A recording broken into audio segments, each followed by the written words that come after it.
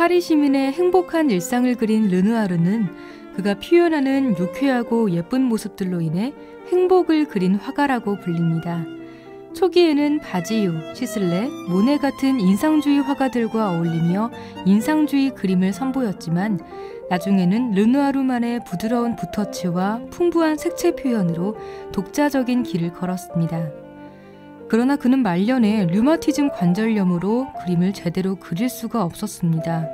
하지만 그림에 대한 의지를 굽히지 않았던 르누아르는 손가락 사이에 붓을 끼워 그림을 그리는 열정을 보이기도 했습니다.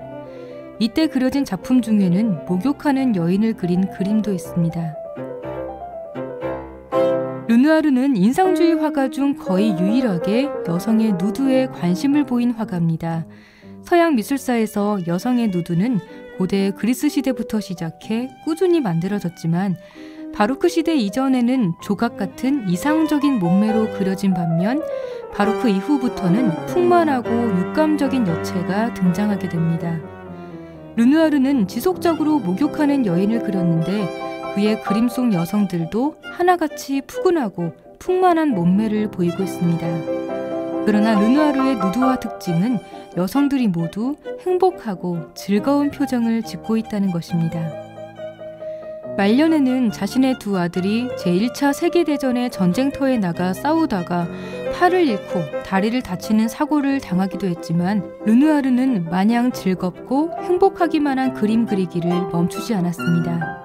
이를 두고 후에 유명 영화 감독이 되는 아들 장 르누아르가 속물적인 그림만 그린다며 아버지를 비난했지만 르누아르는 인생이 우울한데 그림이라도 밝아야 한다며 자신의 뜻을 굽히지 않았습니다. 이 작품은 야외의 강가에서 목욕을 하며 즐거운 한때를 보내는 소녀들을 그린 것입니다. 화면의 전면부에 등장하는 3명의 소녀들 표정에는 즐거움이 넘칩니다. 물에 들어간 소녀가 물을 튀기려 하자 바위에 앉아 쉬고 있던 소녀는 화들짝 놀라 손으로 얼굴을 가리고 있습니다. 다른 소녀는 이 장면을 지켜보며 재미있다는 듯 웃고 있습니다. 소녀들의 풍만하고 붉은기 도는 진주빛 육체는 마치 빛나는 듯하며 사랑스러움을 극대화시킵니다. 이러한 풍만한 육체에서 넘치는 생명력이 느껴집니다.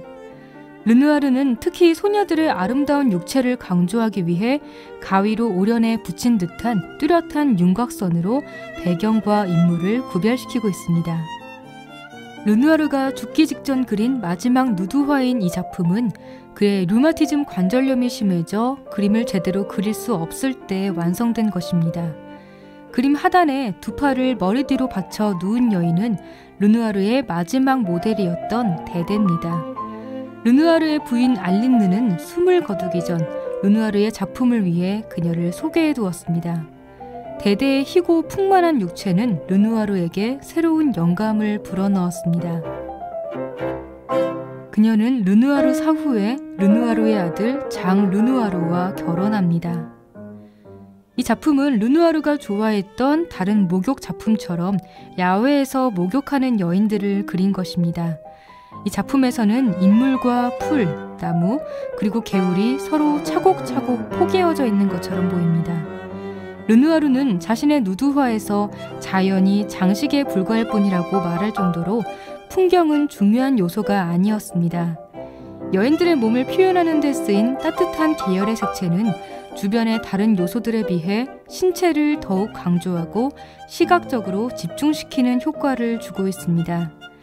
인물들의 몸은 부드럽고 볼륨이 강조돼 마치 눈으로도 만져지는 듯하며 풍요롭고 푸근한 느낌을 줍니다.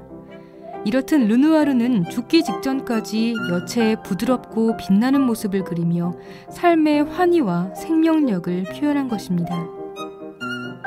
르누아르는 여자의 아름다움이 삶에 활기를 주고 불행한 삶을 치유시킨다고 믿었습니다.